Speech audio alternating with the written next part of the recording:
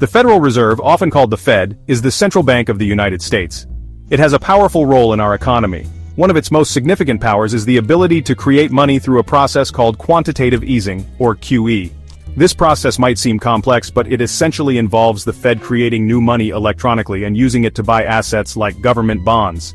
This injection of new money into the financial system is intended to lower interest rates and encourage borrowing and spending.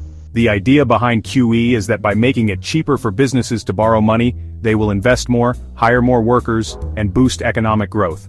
Similarly, lower interest rates are supposed to encourage consumers to spend more, further stimulating the economy. However, the reality of QE is far more nuanced, and often benefits the wealthy at the expense of the working class.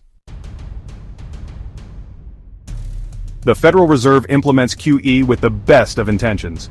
They aim to stimulate the economy during times of recession or financial crisis.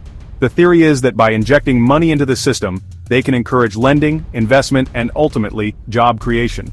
Lower interest rates make it cheaper for businesses to borrow money, allowing them to expand operations, hire more employees, and invest in new equipment. This increased economic activity is supposed to have a ripple effect, leading to higher consumer spending and overall economic growth. The Fed argues that QE is a necessary tool to prevent deflation, which can be just as damaging to an economy as runaway inflation. By keeping inflation at a moderate level and encouraging economic growth, the Fed believes QE can create a more stable and prosperous economy for everyone. While the stated goals of QE are to stimulate the economy and create jobs, the reality is that it often exacerbates existing inequalities. Instead of trickling down to Main Street, the newly created money primarily benefits Wall Street and those who are already wealthy.